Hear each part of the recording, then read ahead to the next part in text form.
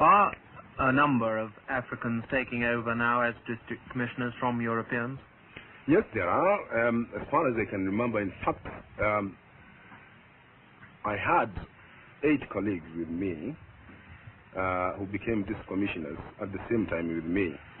And of course, there before, we had other African district commissioners. In fact, the district commissioner from whom I took over was an African, and he really did introduce me to the district.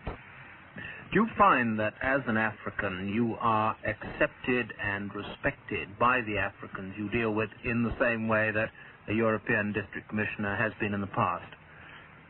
There is no doubt about that.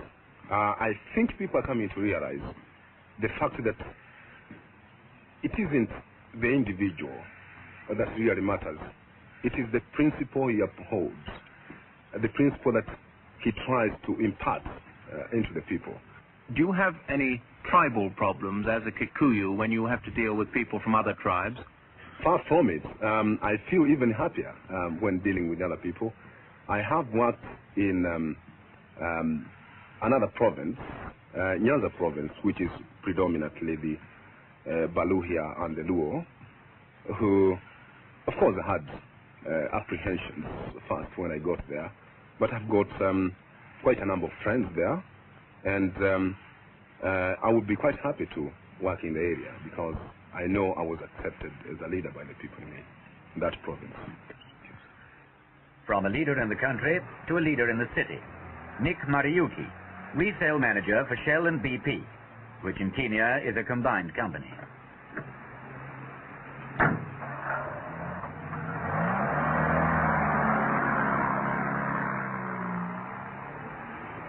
Nanyuki, he's 32, has been with the company 8 years.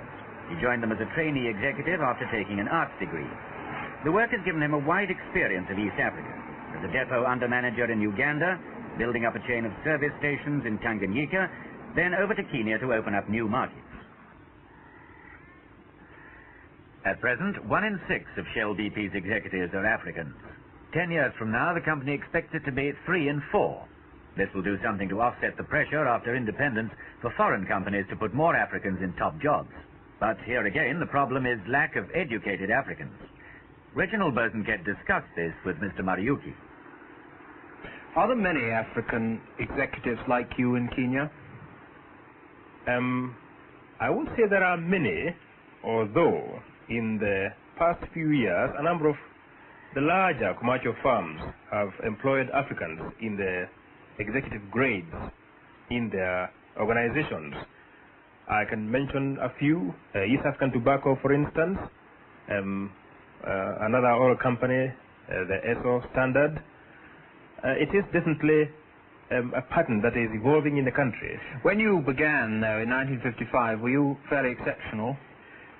Well, to be quite honest, I think I was fairly exceptional. It so happened that, in fact, there were 2 of us who had just graduated at Makerere, and we decided to join commerce. And it was so exceptional that it was a news item at that time. It appeared in the newspaper that 2 Makerere graduates have decided to join commerce. Do you think, Mr. Nanyuki, you might be tempted to leave your present job and join the government? Well, as far as I'm concerned,